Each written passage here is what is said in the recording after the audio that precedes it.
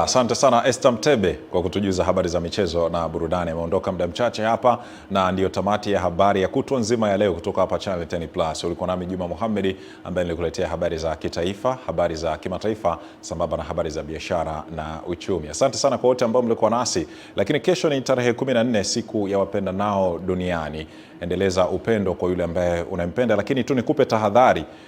Benki Kuu ya Tanzania BOT imeweza kutoa angalizo na onyo kwa wale wote ambao wanaotumia mashada ya maua kuwekea fedha kama zawadi, kwa maana ya kwamba usiweke pesa katika mashada ya maua. Nadhani wengi mtakuwa mmeburudika na hilo. Asante, lakini mwambie unampenda yule ambaye unampenda kwa sasa.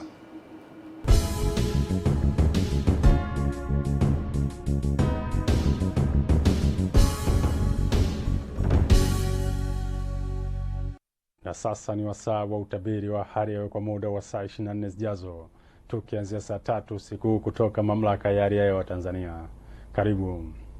Usiku wa leo ni matarajio yetu kuwa mikoa ya Singida, Dodoma, nyanda za juu kusini magharibi, kusini mwa mkoa wa Morogoro pamoja na Ruvuma, mikoa inatarajiwa kuwa na hali ya mawingu kiasi, mvua katika maeneo machache. Maeneo mengine ya Rosaria hapa nchini yanatarajiwa kuwa na hali ya mawingu kiasi na makavu kwa ujumla. Na kwa siku ya kesho ni matarajio yetu kuwa mikoa inayozunguka Ziwa Victoria, Kigoma, Tabora, Katavi, Singida, Dodoma, nyanda za juu kusini magharibi, kusini mwa mkoa wa Morogoro, Ruvuma pamoja na Mtwara, mikoa inatarajiwa kuwa na hali ya mawingu kiasi, mvua na ngurumo katika maeneo machache na vipindi vya jua.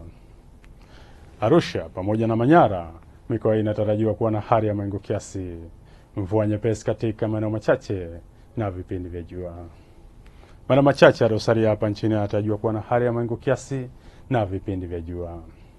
Upepo wa bahari unatarajiwa kuvuma kwa kasi ya kilomita 30 kwa saa kwa upande wa pwani ya kaskazini na kilomita 20 kwa saa kwa upande wa pwani ya kusini. Hali ya bahari inatarajiwa kuwa na mawimbi madogo hadi makubwa kiasi.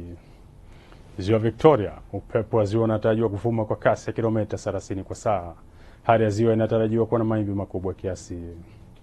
Ziwa Tanganyika pamoja na Ziwa Rukwa, upepo wa ziwa unatarajiwa kuvuma kwa kasi ya kilomita 10 kwa saa. Hali ya ziwa inatarajiwa kuwa na mawimbi madogo. Kwa upande wa Ziwa Nyasa, upepo wa ziwa unatarajiwa kuvuma kwa kasi ya kilomita 20 kwa saa. Hali ya ziwa inatarajiwa kuwa na mawimbi madogo. Kiwango cha juu kabisa cha joto la juu kinatarajiwa kufikia nyuzi joto 35 katika mkoa wa Kilimanjaro ukilinganisha na maeneo mengine hapa nchini. Na mpenzi mtazamaji, mpaka hapa kutoka Mamlaka ya Hali ya Hewa Tanzania hatuna la ziada. Asante na nikutakie usiku mwema.